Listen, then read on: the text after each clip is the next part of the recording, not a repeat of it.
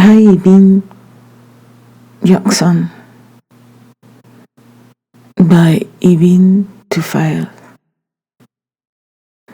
Our forefathers of blessed memory tell of a certain equatorial island lying off the coast of India where human beings come into being without father or mother. This is possible, they say, because of all places on earth, that island has the most tempered climate, and because a supernal light streams down on it, it is the most perfectly adapted to accept the human form. This runs counter to the views of most ordinary philosophers and even the greatest natural scientists. They believe the most temperate region of the inhabited world to be the fourth zone. And if they say this because they reason that some inadequacy due to the earth prevents settlement on the equatorial belt, then there is some color of truth to their claim that the fourth is the most moderate of the remaining regions. But if, as most of them admit, they refer only to the intense heat of the equator, the notion is an error the contrary of which is easily proved.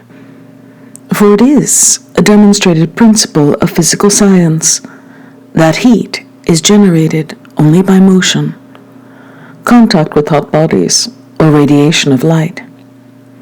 The same sciences teach us that the sun itself is not hot and is not to be characterized by any such mixed qualities.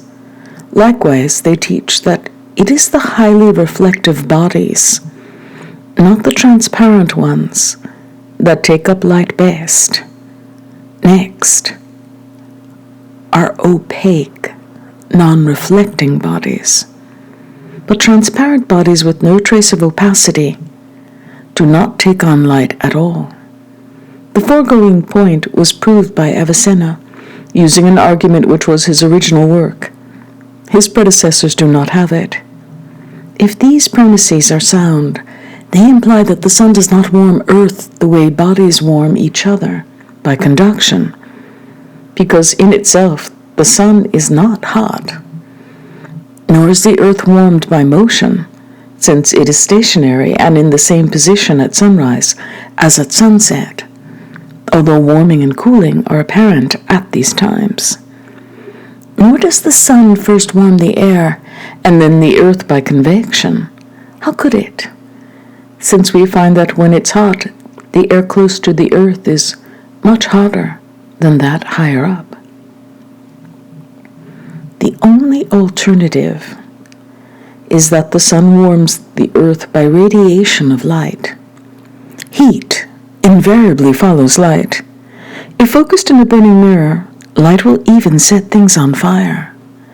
It has been proved with scientific certainty that the sun is spherical, as is the earth, and that the sun is much bigger than the earth. Thus, somewhat more than half the earth's surface is perpetually lit by the sun, and of the sector of the earth illuminated at any given point, the most brilliantly lit portion is the center, since it is furthest from the darkness and faces most directly into the sun. Toward the edges, the illumination is progressively less, shading into darkness at the periphery. A place is at the center of the circle of light only when those who live there can see the sun at its zenith directly overhead. At this time, the heat is as intense as it will get. A place where the sun stays far from the zenith will be very cold. Places where it tends to linger at the zenith will be very hot. But astronomy proves that in equatorial regions, the sun stands directly overhead only twice a year, when it balances the ram at the vernal equinox, and when it enters the balances at the autumnal equinox. The rest of the year it declines 6 months to the north and 6 to the south. These regions then enjoy a uniform climate, neither excessively hot nor excessively cold. I recognize that this statement demands a fuller explanation than I have provided, but this would not further our purpose. I bring it to your attention solely by way of corroborating the alleged possibility of a man's being engendered in this place without father or mother, since many insist with assurance and conviction that Ḥayy ibn Yaqẓān was one such person who came into being on that island by spontaneous generation. Others, however, deny it and relate a different version of his origin, which I shall tell you. They say that opposite this island there is a large island, rich and spacious, and inhabited by people over whom one, a proud and possessive man, was king. Now, this king had a sister, whom he forbade to marry until he himself should find a fitting match. But she had a kinsman named Awari, and he married her secretly, but lawfully, according to their right. She soon conceived and bore him a son, but fearing exposure of her secret, she took the infant, after nursing him, put him in a tightly sealed ark, and, attended by a few trustworthy friends and servants, brought him at nightfall down to the sea, her heart aching with love and fear for her child. She then wished the child farewell and cried, "Almighty God, you formed my baby when it was nothing, a thing without a name. You fed in him the darkness of my womb, and saw that he was smooth and even and perfectly formed. In fear of that wicked tyrant, I entrust him to your care. I beg you shed your bounty upon him. Be with him. Never leave him. Most merciful God." Then she cast him into the sea. A powerful current caught the box and brought it that very night to the coast of the other island of which I spoke. At that very moment, the tide reached a height to which it would not return for another year. It lodged the little ark in a pleasant thicket, thick with shady cover, floored by rich loam, sheltered from wind and rain, and veiled from the sun, which gently slanted off it when it rose and set. The tide then began to ebb, leaving the ark high and dry. Sand drifted up with the gusts of the breeze, damming the watercourse into the thicket, so the water could not reach it. The nails of the box had been loosened, and the boards knocked a-kilter by the pounding of the surf against them in the thicket. When the baby got very hungry, he began to cry and struggle. The sound of his voice reached a doe, and taking it for the call of her own lost fawn, she followed the sound until she came to the ark. She prodded with her hoof, and the baby fought from inside until one of the top boards came loose. The doe felt sorry for the infant and nuzzled him tenderly. She gave him her udder and let him drink her own delicious milk. She became his constant nurse, caring for him, raising him, and protecting him from harm. This, according to those who deny spontaneous generation, is the story of his origin. In a moment, I shall tell you how he grew up and progressed from one phase to the next until he reached his remarkable goal. But first, I should say that those who claim Hayy came into being spontaneously say that in a pocket of earth on that island, over the years, a mass of clay worked until hot and cold, damp and dry were blended in just the proper way, their strengths perfectly balanced. This fermented mass of clay was quite large, and parts of it were in better equilibrium than others, more suited than the rest for becoming human gametes. The midmost part was the best proportioned, and bore the most perfect equivalence to the makeup of a man. The clay labored and churned, and in the viscous mass there formed what looked like bubbles in boiling water. In the very middle formed a tiny bubble, divided in half by a delicate membrane, and filled by a fine gaseous body, optimally proportioned for what it was to be.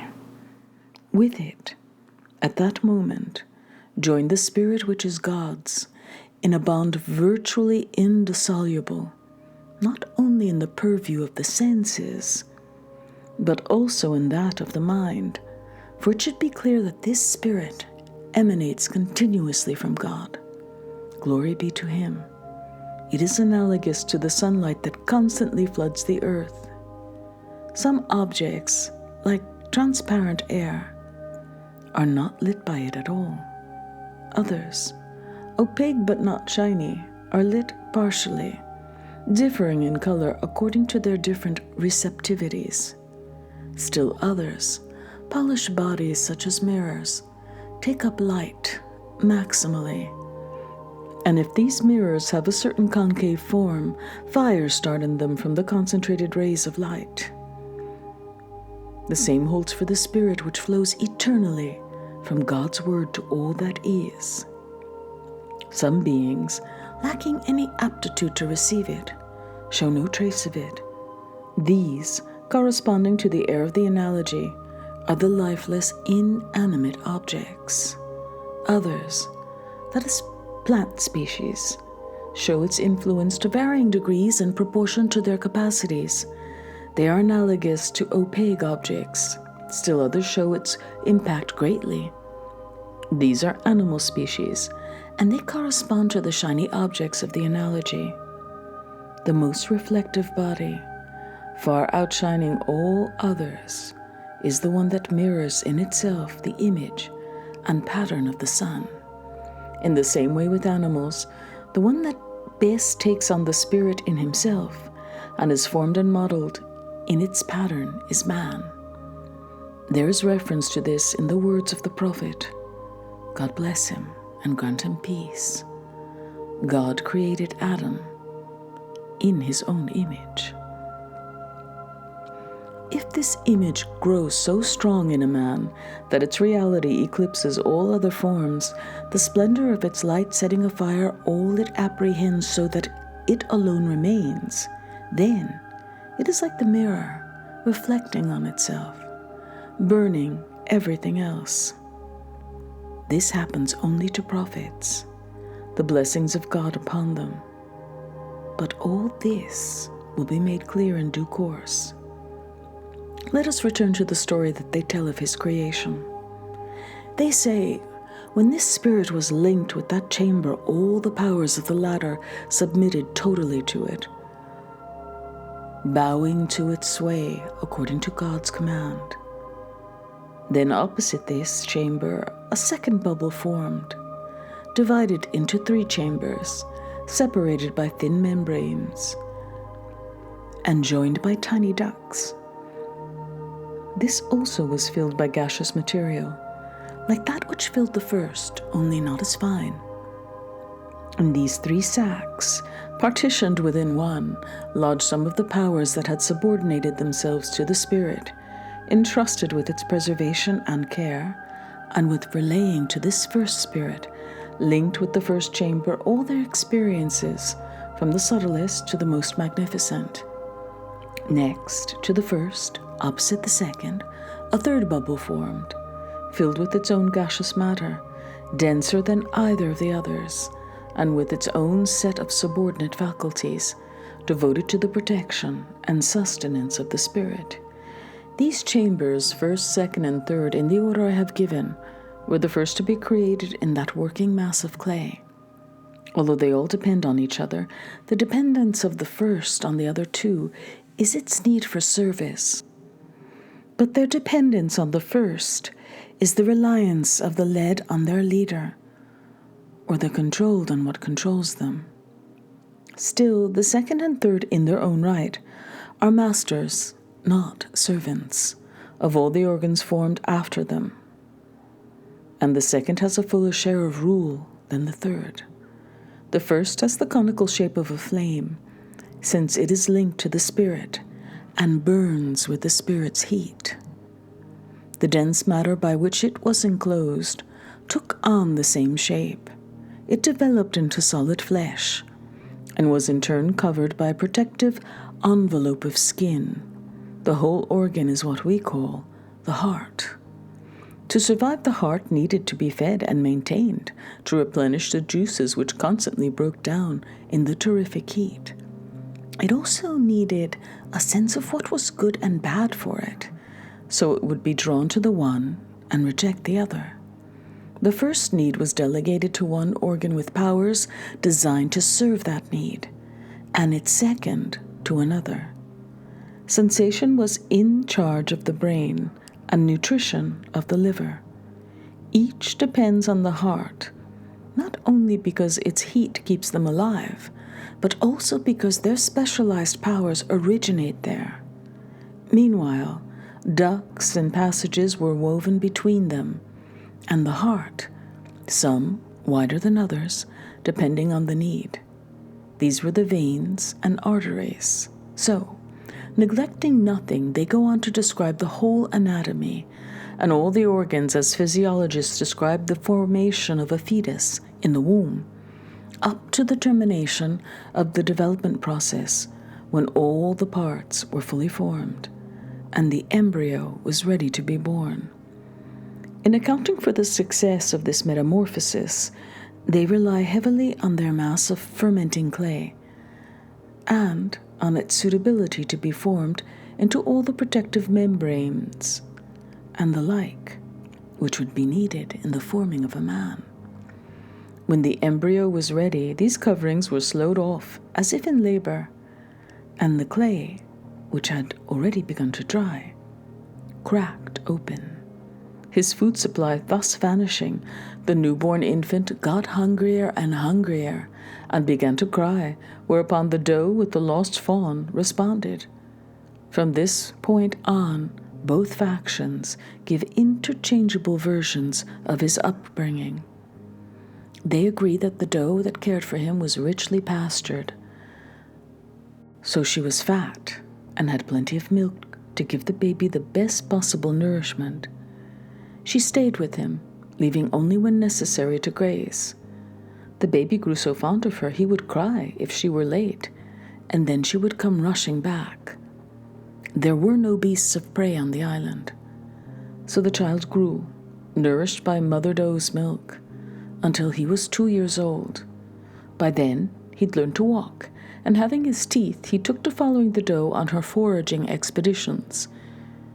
She treated him gently and tenderly, taking him where fruit trees grew, and feeding him the sweet ripe fruits that fell from them. The hard-shelled ones she cracked between her teeth, or, if he wanted to go back for a while, to milk, she let him. She brought him to water when he was thirsty, and when the sun beat down, she shaded him. When he was cold, she warmed him, and at nightfall, she would bring him back to the spot where she had found him, nestling him to herself among the feathers with which the little ark had been cushioned.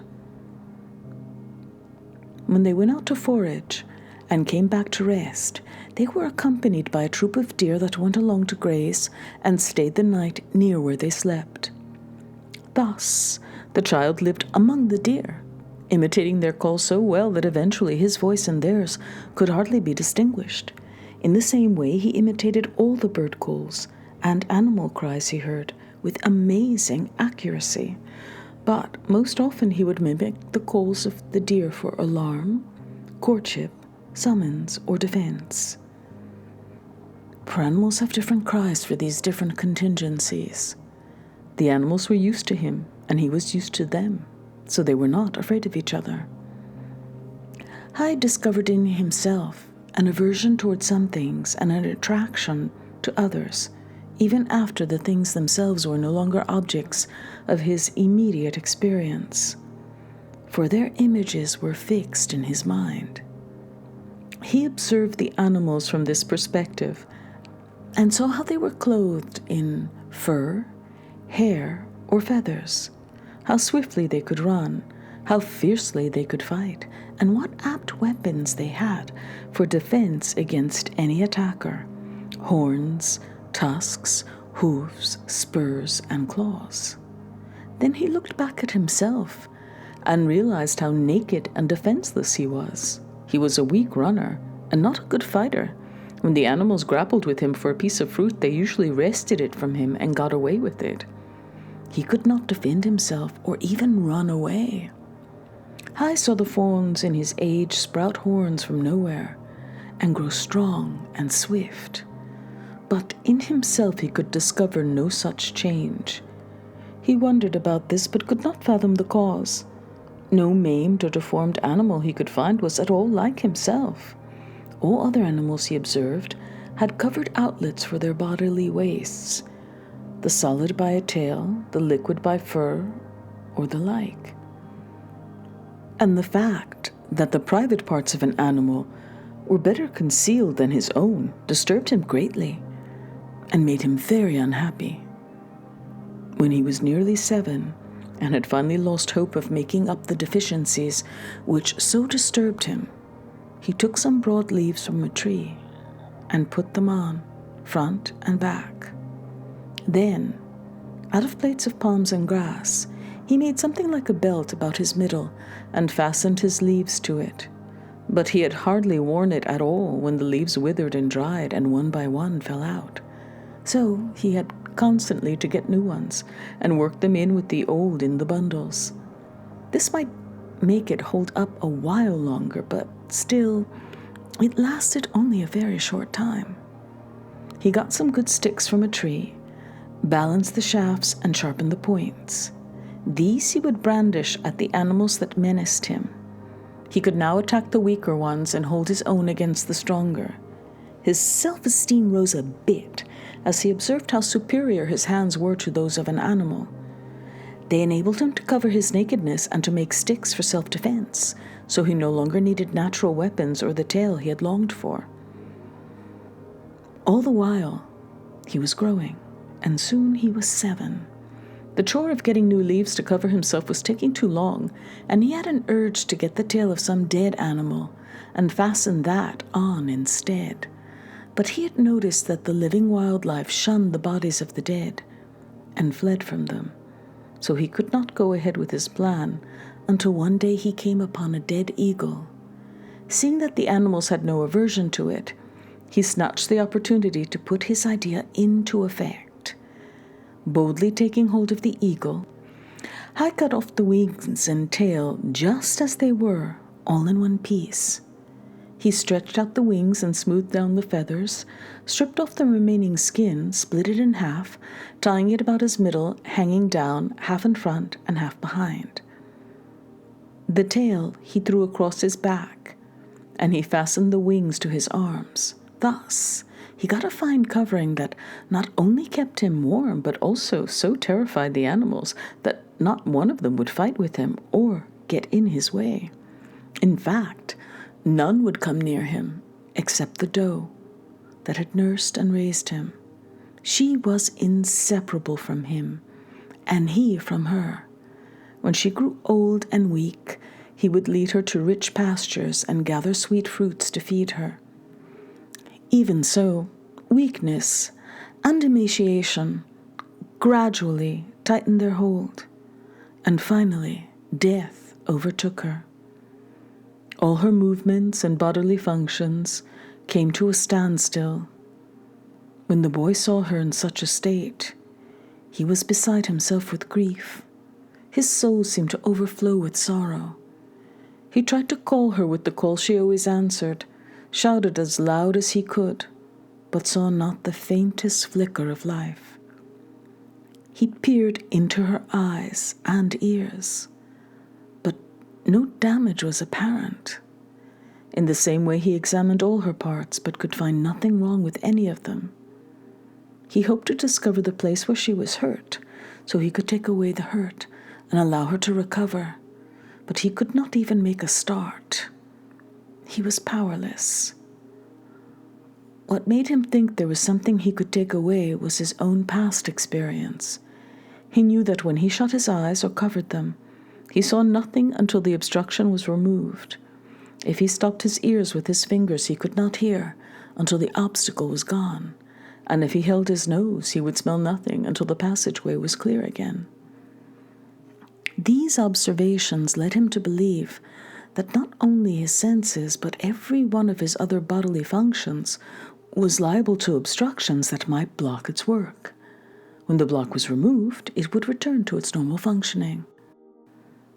But when he had examined all her external organs and found no visible wound or damage, considering meanwhile that her inactivity was not confined to one part, but spread throughout the body, it dawned on him that the hurt must be in some organ, unseen within the body, without which none of the external parts could function.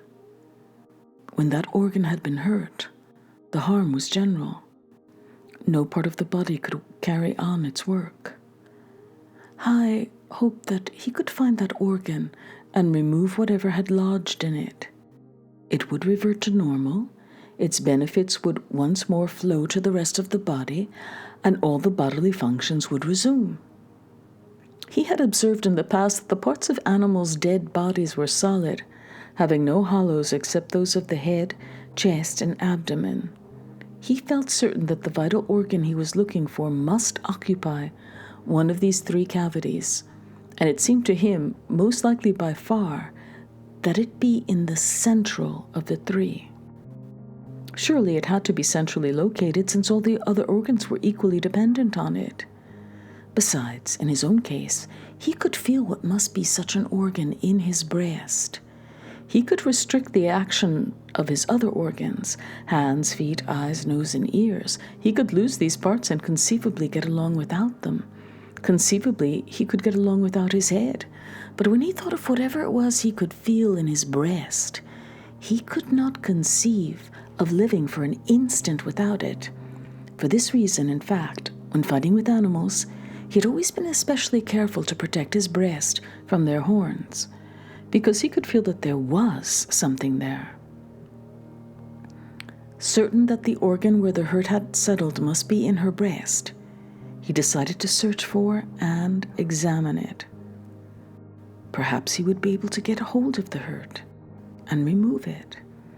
Still, he was afraid this very operation might be worse than the original damage. His efforts might do more harm than good. He tried to think whether he had ever seen any animal recover from such a state. And unable to do so, he lost hope of getting her better unless he did something. But there remained some hope of her recovery if he could find the critical organ and take away the hurt. So he decided to cut open her breast and find out what was inside.